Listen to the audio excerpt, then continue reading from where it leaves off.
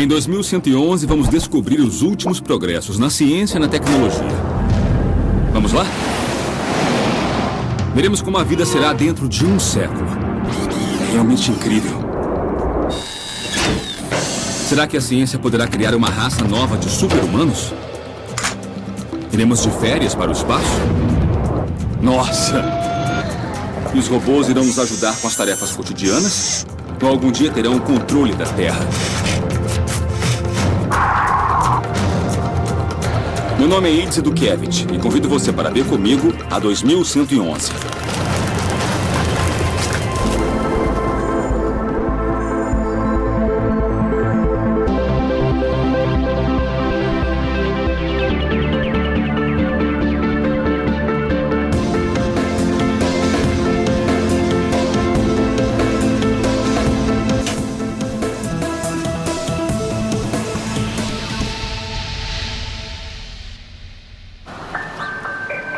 O primeiro automóvel e o primeiro avião são invenções com mais de 100 anos.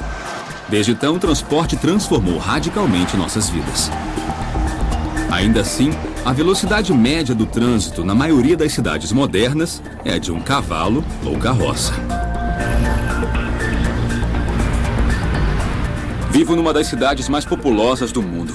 Desde pequeno eu queria ter meu próprio carro voador para escapar da loucura do trânsito. Posso levar mais da metade do dia para cruzar a cidade. Quero descobrir se a ciência conseguiu revolucionar a forma como nos transportamos. É possível ser mais rápida, evoluída e limpa? Convido você para descobrir como vamos nos transportar no futuro. Nesta viagem, contarei com futurólogos, especialistas que se dedicam a entender como a tecnologia afetará nossas vidas no futuro. Sou bem otimista quanto ao futuro. No geral, acho que as pessoas subestimam as mudanças que acontecerão no mundo. Dentro de 100 anos, acredito que a forma como vamos nos locomover irá mudar radicalmente. Se você quiser olhar adiante, precisa pensar em veículos elétricos diferentes ou carros voadores que sejam automatizados, sistemas de transporte completos que vão muito além do que podemos imaginar. Minha viagem ao futuro começa em Amsterdã, onde meu sonho de criança de ter um carro voador se transforma em realidade. Criado pelo engenheiro holandês Robert Dingemansche, o PAL-V é a abreviação do nome em inglês para Veículo Pessoal de Ar e Terra. O PAL-V é parte de nosso futuro. O uso de veículos voadores, sem dúvida, fará parte do futuro. E não é só nossa opinião. Já existem grandes empresas automobilísticas que consideram o futuro com carros voadores. Faz 10 anos que Dingemansche trabalha em seu carro voador. Mas a parte mais difícil do projeto não foi fazê-lo voar. A originalidade está no modo de conduzi-lo. As pessoas esperam que a inovação seja voar, mas não é. Normalmente, carros voadores possuem asas muito pesadas, o que traz problemas de estabilidade ao veículo quando viaja em estradas. A solução está em inclinar o automóvel, assim como uma motocicleta faz nas curvas. Esse controle dinâmico do veículo permite ao PAL-V alcançar até 180 km por hora, sem perder estabilidade. Conseguimos fabricar um avião estável em solo, e essa foi, com certeza, a nossa maior inovação. Mas o que torna o PAL-V realmente especial é o modo como ele voa. Segundo Dingemansche, em apenas 10 minutos, esse carro se transforma em girocóptero.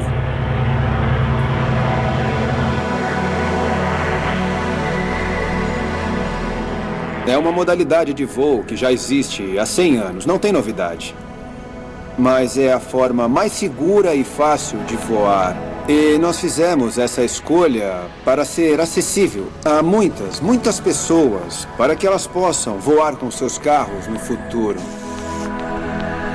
Embora pareça um helicóptero, os rotores não são impulsionados pelo motor. A hélice na parte traseira dá propulsão para frente através do ar, e os rotores giram livremente, permitindo a decolagem. Até mesmo desligando o motor, os rotores continuam a girar e o piloto pode aterrissar de forma segura. E além de seguro, ainda é relativamente fácil de pilotar. Para aprender a pilotar um PAL-V, primeiro é preciso treinar no simulador. E após 10 horas de voo simulado, você faz o seu primeiro voo em um veículo real.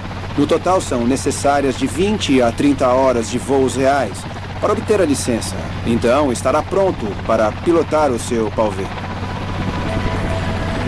Sendo avião e carro ao mesmo tempo, existem problemas de design.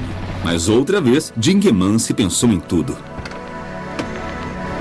Outro fator importante é que não queremos funcionamento duplo. Porque se acontecer alguma coisa e tiver que reagir rapidamente, deve acertar de primeira, o que com certeza não combina com funções duplas. Aqui nós temos os controles básicos. E claro que são necessários os controles para o carro e para o avião. Para voar, ele possui essa alavanca aqui embaixo, com a qual se pilota um avião. O volante não é usado enquanto estamos voando. Carros voadores como o PAL-V, além de nos levarem de um ponto ao outro com maior rapidez, também farão com que não tenhamos que construir mais estradas. Há muito espaço no céu.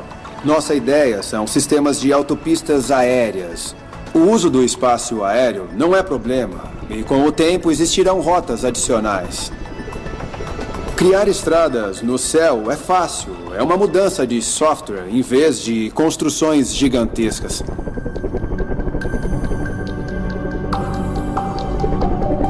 Eventualmente, existirão veículos voadores que serão adequados, que serão seguros e autônomos. Sabe, eles estarão rodeados por uma rede e farão parte de um sistema de sensores. Poderão ser programados verbalmente ao dizer, me leve a São Francisco. E sem interferência, irão levá-lo a salvo. Caminhamos para isso. Vai acontecer. Segundo seus fabricantes, o PAL-V logo estará disponível no mercado, com a venda da primeira máquina estimada para 2015. Este girocóptero chegará a uma velocidade de 180 km por hora em solo e no ar, com assentos para 2 passageiros e autonomia para até 500 km. Meu carro voador não é mais ficção, é uma realidade. Enquanto isso, eu vou ter que continuar dirigindo no horário de pico.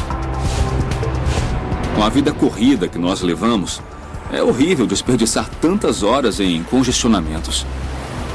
Se eu sair daqui, eu irei à Alemanha, onde nasceu o motor moderno do automóvel e onde eu posso encontrar o veículo que é a solução para o problema do transporte.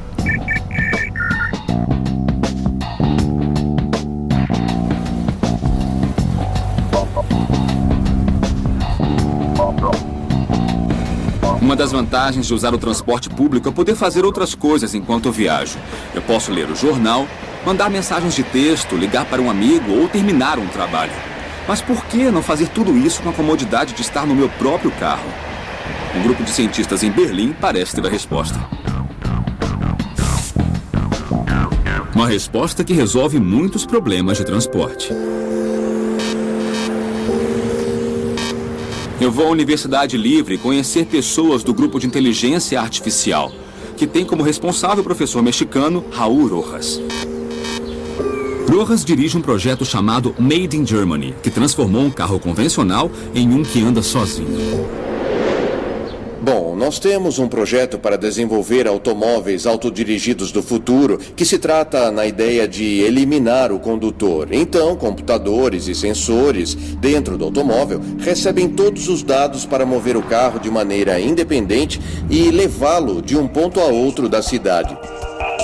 O professor Rojas me convida para conhecer seu trabalho em Tempelhof, um aeroporto desativado nos arredores de Berlim.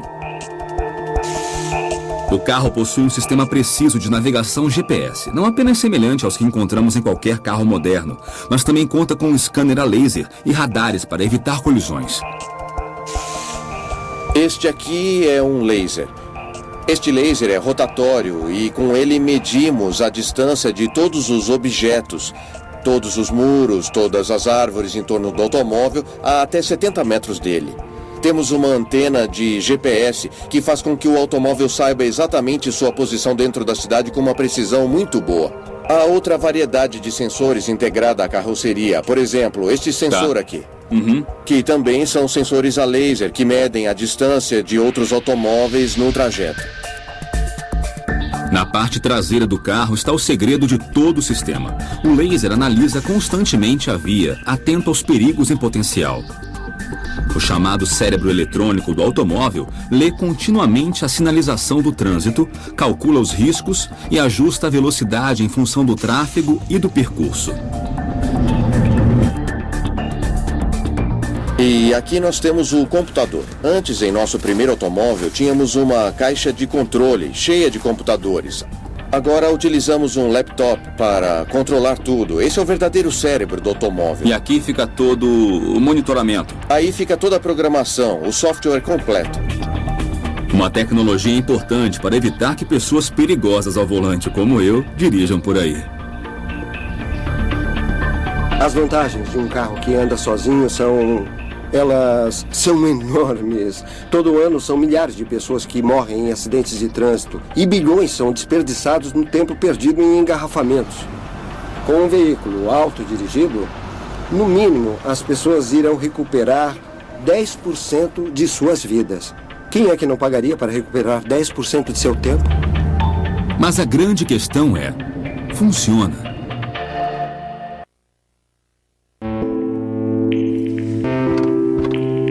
Eu farei o teste deste automóvel revolucionário que anda sozinho em um aeroporto nos arredores de Berlim. Uma tecnologia nova que promete mudar nossa relação com os carros para sempre. Automóveis autodirigidos serão tão seguros no futuro que dirigir um veículo no modo manual nas ruas vai ser proibido por questões de segurança. Vamos testar o carro em um espaço aberto. Não há outros veículos, mas o professor programa uma rota imaginária para seguirmos. E o carro a percorre com uma precisão incrível. E para mim só resta curtir o passeio. Sabe que a cada invento que eu conheço e testo, eu não quero mais voltar ao que era. Minha vontade é de ver todos os carros assim, para que possamos aproveitar agora. E agora o teste real. Deixamos para trás as ruas imaginárias da pista de aterrissagem para testar o sistema nas ruas de Berlim. Então eu vou para o banco de trás. Esse carro que se autodirige ainda é um protótipo e, para a segurança da cidade, não pode ser dirigido por alguém que não seja um condutor certificado. E outra vez, o carro autodirigido passa no teste com honra. Ele reconhece a mudança dos semáforos, reconhece os cruzamentos e mantém visão permanente do resto dos veículos nas ruas.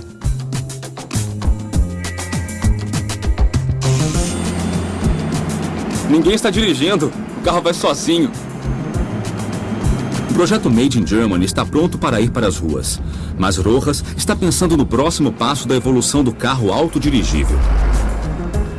O próximo passo é a comunicação entre os veículos, ou seja, ter 1, 2, 3, 4 veículos autodirigíveis que se comuniquem. Então, nos cruzamentos, não é necessário chegar e esperar para ver quem passa primeiro. Isso vai ter sido decidido antes, quem vai cruzar. Dirigir um carro na cidade se transformará em um processo totalmente automático, controlado por computadores. E para aqueles que quiserem dirigir de outro modo, haverá locais específicos para que possam fazer isso. Será como hoje, para quem quer montar um cavalo, não vai montar na rua. A pessoa vai a uma fazenda para cavalgar. Vai ser assim. Está cada vez mais claro para mim que a maioria dos carros será autodirigida em 20 anos, mas até lá, e não vai ser de uma hora para outra, nós vamos ter etapas pelas quais o carro vai ter que passar. Primeiro, ele poderá estacionar sozinho, sem andar por si só, ou então se autoconduzirá em certas situações, e em algumas outras situações é claro que não. Mas agora eu deixo o Made in Germany, porque nossa próxima parada em busca do transporte do futuro é a cidade de Tóquio, no Japão. Até agora, as alternativas para o futuro do transporte são bem promissoras. Mas a chave talvez não esteja exatamente no veículo, e sim na energia ou combustível que usaremos. Nossas reservas de petróleo não vão durar para sempre. É hora de resolver este paradigma energético. Existem engenheiros que já estão trabalhando em um carro que, além de ecológico, é muito potente. O resultado? O SimWheel.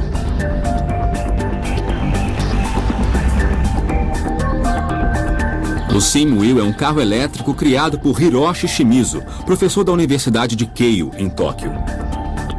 Seu objetivo é construir um carro elétrico tão bom que as pessoas comprem não por acharem que precisam, mas porque o desejam.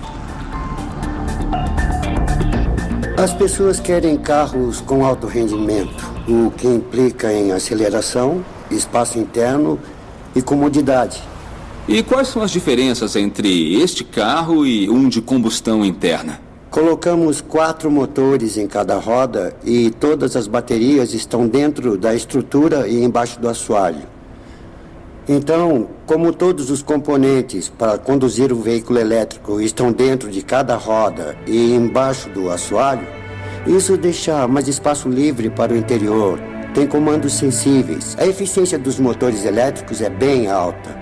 Pode andar 4 vezes mais se comparado a um veículo com motor a combustão do mesmo tamanho. E a gente pode dar uma volta? Claro.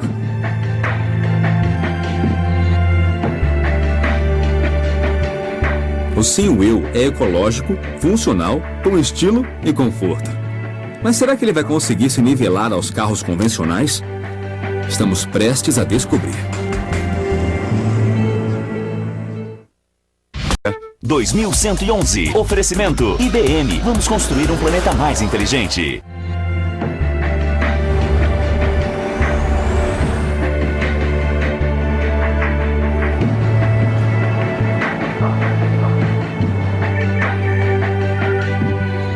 Continuamos em Tóquio, onde vamos testar o SimWheel, o carro elétrico que competirá com os veículos de combustão interna. O SimWheel usa uma bateria de lítio, com capacidade para fazer o carro percorrer até 350 quilômetros, com uma única carga, ou seja, 200 a mais que a maioria dos carros elétricos. Isso graças à mesma tecnologia e potência em suas rodas deste protótipo, chamado Helica. Um carro de 8 rodas criado por Shimizu, que alcança uma velocidade de 300 quilômetros por hora. Na verdade, dirigir esse carro não é como conduzir qualquer outro. Porque só tenho que me concentrar aqui no volante. Isso é a primeira coisa. Ele é macio, ele responde com muita rapidez ao acelerar e ao frear, o que também é importante. Tem potência e tem aceleração. Realmente o sentimento é futurista. E é agradável e também confortável de conduzir. Obrigado, muito obrigado. Eu quero um. Obrigado. O petróleo um dia vai acabar, isso é certo. E o SimWheel é uma alternativa a essa realidade. Então, professor. Sim? Será que esse é o futuro do transporte? Eu acho. Creio que sim. As pessoas vão querer usar esse tipo de veículo por seu desempenho. E o mais importante é que o preço da eletricidade é bem menor que o da gasolina. Então, no futuro, todas as pessoas no mundo vão poder usar esse tipo de veículo elétrico porque não trará problemas de energia.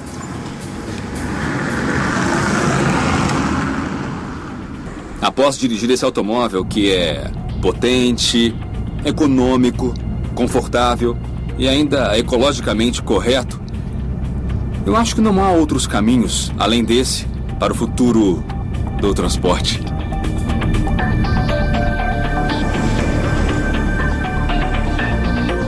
Existirão carros totalmente elétricos e, através da nanotecnologia, nós teremos baterias minúsculas e muito eficientes. Esse será o grande progresso e é nisso que trabalhamos hoje.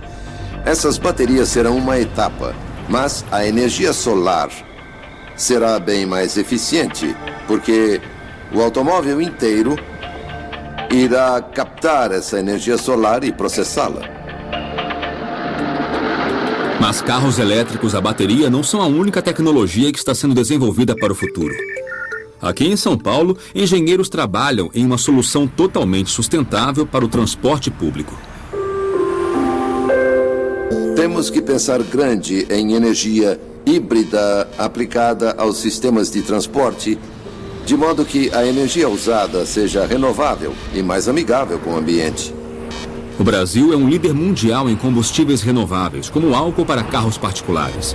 Mas em cidades como São Paulo, diariamente circulam 20 mil ônibus com motores a diesel, que fazem a poluição alcançar altíssimos níveis. A empresa metropolitana de transporte público está trabalhando em uma alternativa para o diesel, um ônibus movido a hidrogênio, cujo único resíduo é água pura. Eu acredito, pessoalmente, que o hidrogênio será a energia do futuro. A sociedade pode se beneficiar da utilização de ônibus a hidrogênio, principalmente pela redução dos poluentes e uma melhoria geral da saúde. Atualmente, 99% do hidrogênio produzido é proveniente de combustíveis fósseis, principalmente do gás natural, mas essa não é a única forma. Em São Paulo, se obtém hidrogênio de água através de um sistema chamado eletrólise. Aqui, efetivamente, é onde a gente vai produzir o hidrogênio. A energia utilizada, mais a água utilizada, vem para cá, a energia está aqui, a água está ali, e nesse processo de eletrólise, é onde você quebra o hidrogênio e o oxigênio. Terminando o processo, o oxigênio fica armazenado aqui, é onde a gente está abaixando a temperatura dele, e depois joga para a atmosfera. O hidrogênio fica armazenado aqui também no mesmo processo, baixando a temperatura, o hidrogênio já está pronto. Então o que a gente vai fazer? A gente vai comprimir ele e armazenar nesses cilindros. E cada abastecimento do ônibus nós utilizamos 60 quilos. Esses 60 quilos no ônibus a gente consegue rodar na faixa de uns 350 quilômetros. E esse consumo de energia é um consumo mensal de uma casa. Por enquanto, a eletricidade usada para a eletrólise provém de fontes não renováveis. Mas no futuro, será usada energia limpa. Que é uma energia eólica, uma energia térmica. Então você consegue fazer todo o processo ser um processo ecologicamente correto. O projeto ônibus brasileiro a hidrogênio usa hidrogênio para gerar eletricidade através de uma célula de combustível. Esta célula é um dispositivo que transforma a energia química em eletricidade. E além de não poluir nada, é muito eficiente. O aproveitamento da energia elétrica é de 90%, enquanto que a de um motor a diesel é de apenas 30%. Dentro da célula nós temos uma lâmina de platina que por um lado tem hidrogênio, do outro lado ar. E esta lâmina de platina e grafite, que são prensadas como se fosse um sanduíche, gera um próton e um elétron. O elétron é capturado e transformado em corrente elétrica que vai para alimentar o motor. E o próton é descartado para a terra. O ônibus leva 5 cilindros de hidrogênio no teto, enquanto o oxigênio é extraído do ar.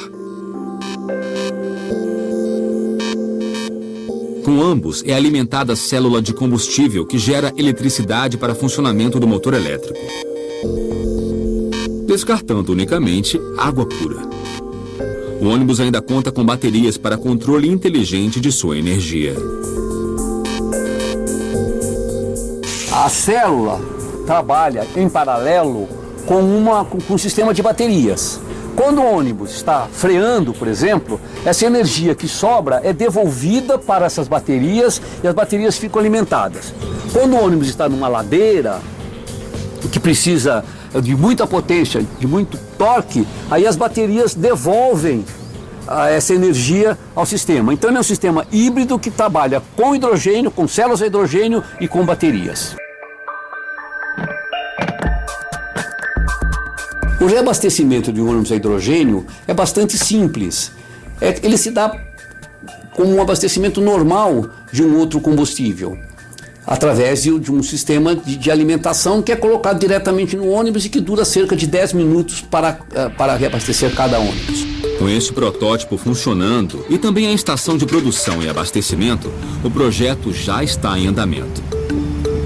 Como vocês podem ver, esse é um ônibus absolutamente tradicional, igual aos outros movidos a combustão diesel. A grande vantagem dele é ambiental, porque este ônibus não emite nem poluentes de gases de efeito estufa, nem material particulado, vulgo fumaça preta, que é o que faz mal para a saúde humana. Além disso, ele é um ônibus muito silencioso, ele quase não tem ruídos, o que ajuda muito também, a população gosta muito, os usuários do ônibus gostam muito disso. Com capacidade para 65 passageiros e velocidade máxima de 70 km por hora, embora circule normalmente a 50, este ônibus possui alcance de 300 km, graças a seus 5 tanques de hidrogênio no teto.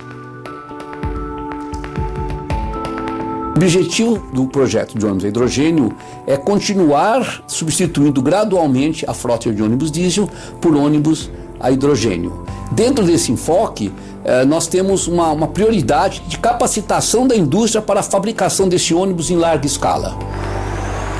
Hoje, um único ônibus e uma única estação de produção e abastecimento parece não ser nada em uma cidade como São Paulo, mas esse já pode ser um começo do que está por vir. Ônibus que não poluem, apenas respingam água.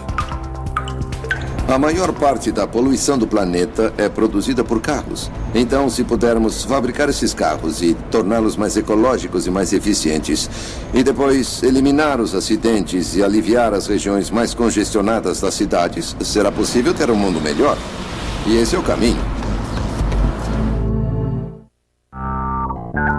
Carros e transporte público movidos por células de combustível e baterias serão frequentes dentro das próximas décadas. Entretanto, essas tecnologias não possuem poder suficiente para mover máquinas grandes como aviões ou barcos. Por esse motivo, numa estação militar secreta nos Estados Unidos, cientistas desenvolvem um combustível totalmente novo, utilizando apenas luz do sol e ar.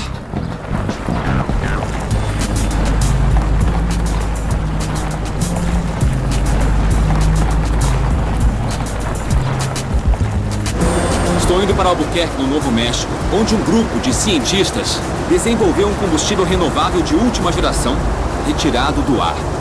A chamada nova gasolina.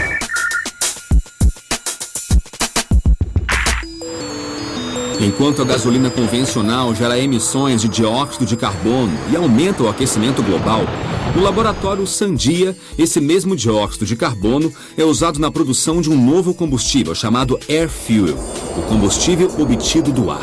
O dispositivo retira dióxido de carbono do ar e captura luz solar, coleta a água da terra e da chuva e une tudo para formar o hidrocarboneto. O processo é similar à fotossíntese que as plantas realizam a partir da luz do sol. Para isso, foi construído um enorme mecanismo para captar toda a energia solar possível. Nós precisamos de equipamentos que concentrem a luz solar. Agora estamos usando um espelho parabólico.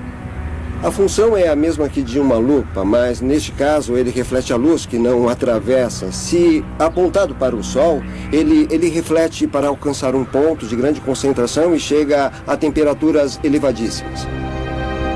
Basicamente funciona da seguinte forma. Esta caldeira solar atrás de mim age como uma lupa que concentra o calor do sol em um ponto específico. Vamos concentrá-lo nesta pequena placa de aço com 3 milímetros de espessura. Para dimensionar, esta seria uma lupa enorme e isto seria só uma formiguinha. Iremos derretê-la e enquanto eles preparam a lupa, eu vou preparar minha formiguinha.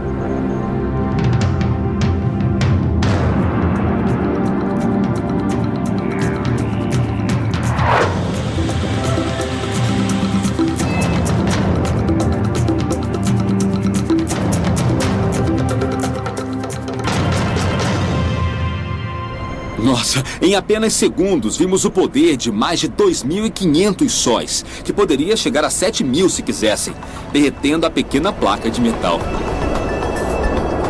Para provocar a reação química que cria o combustível, é necessário armazenar toda essa energia em uma câmara especialmente projetada. Esse é um dispositivo chamado CR5, do nome em inglês para recuperador, reator, receptor do anel contrarrotatório. Ele recebe o calor do Sol e, a partir do dióxido de carbono ou água, converte o dióxido de carbono e a água em dióxido de carbono e hidrogênio, que são precursores para a produção de algo como a gasolina. A gasolina é um hidrocarboneto criado a partir de extensas cadeias de hidrogênio e moléculas de carbono. Este reator engenhoso usa uma quantidade enorme de energia solar para obter hidrogênio da água e carbono do dióxido de carbono. Elementos que em seguida se unem e formam os hidrocarbonetos. Este é um anel.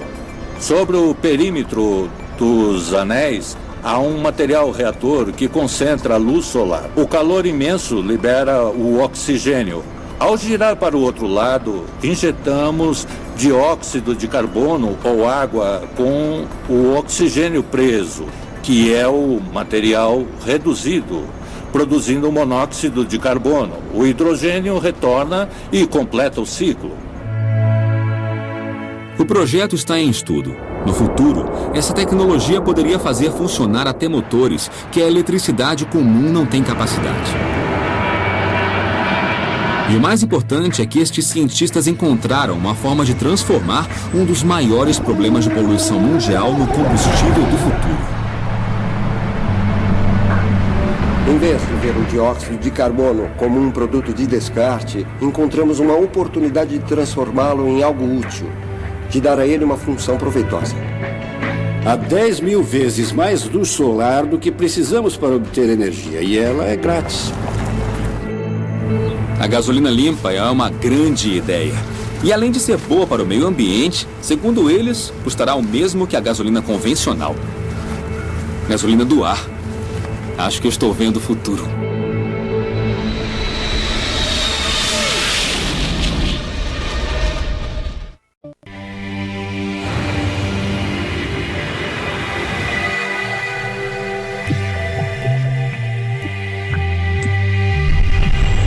Enquanto combustíveis alternativos e limpos para veículos terrestres seguem na direção certa, o transporte espacial parece realmente ter regredido um pouco.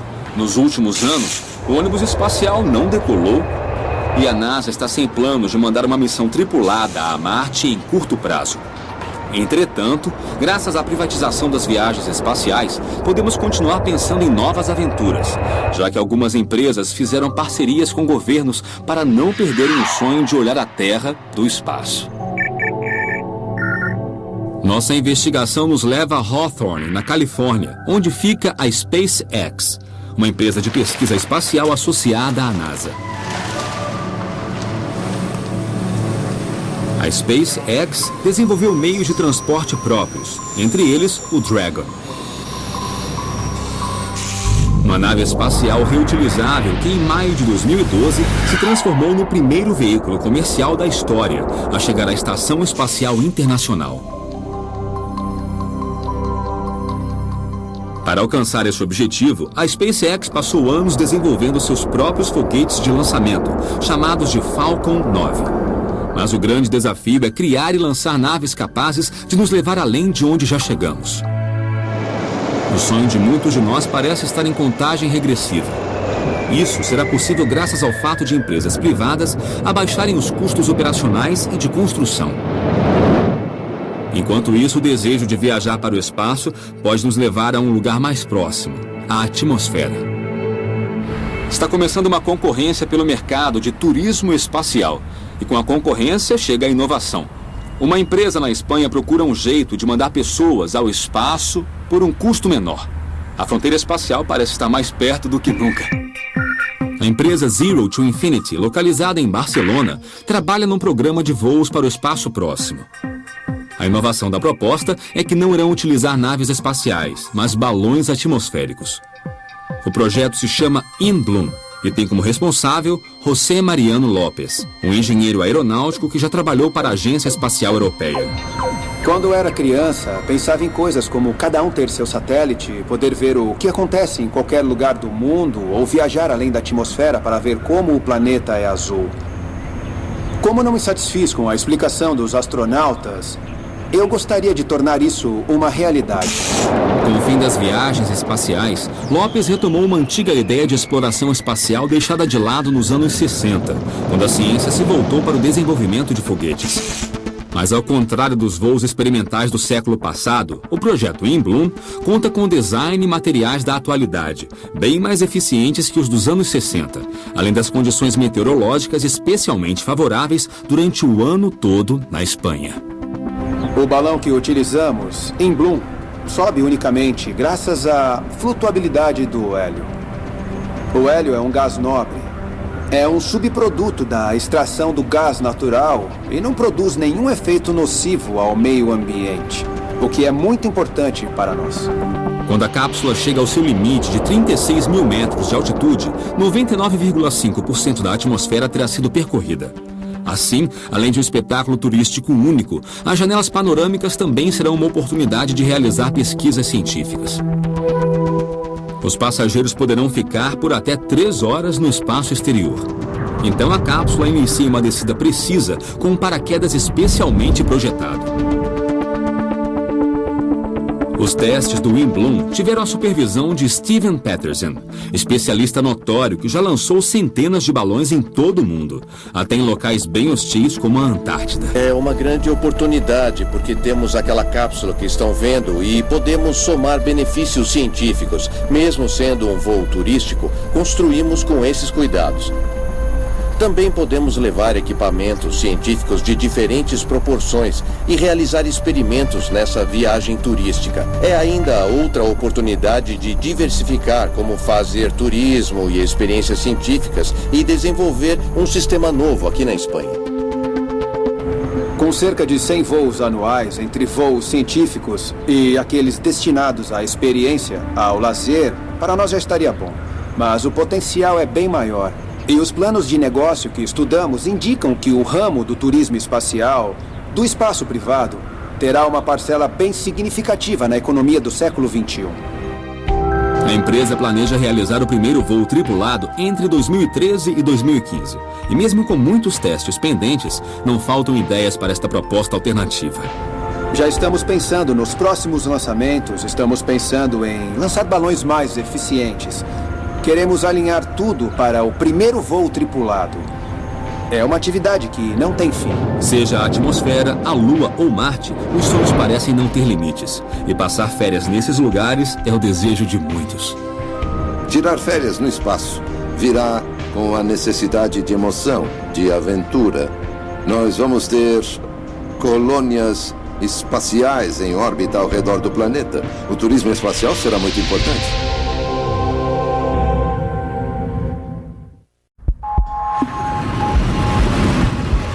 Ao fim da minha viagem, irei investigar sobre a possibilidade de transporte mais extrema, a máquina de teletransporte.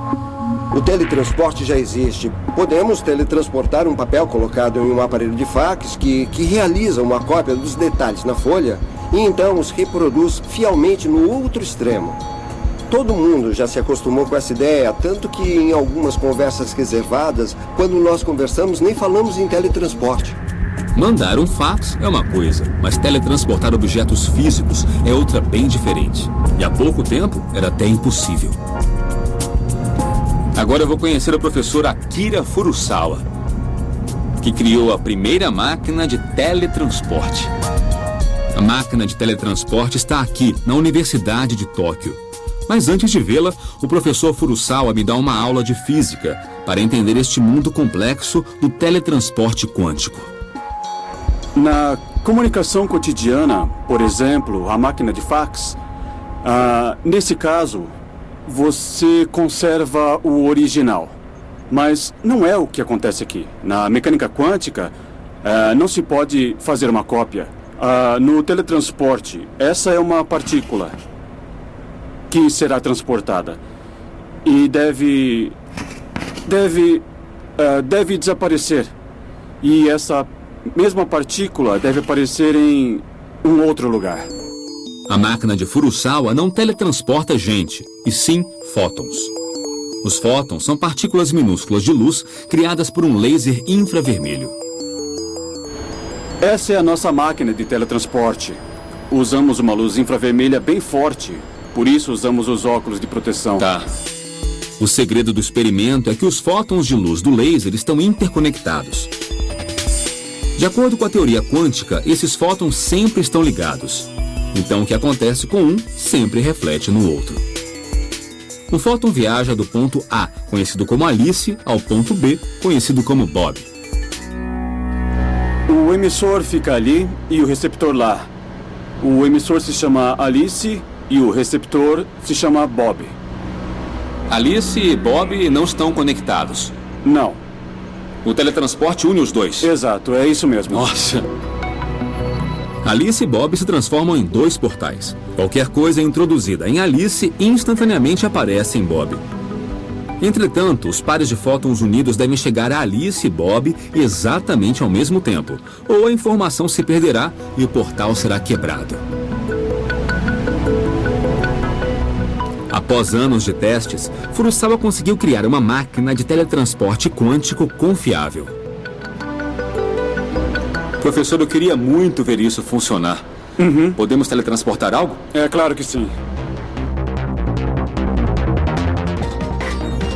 O professor liga a máquina e, de acordo com a indicação na tela do computador, a luz foi transportada com êxito do ponto A, Alice, ao ponto B, Bob.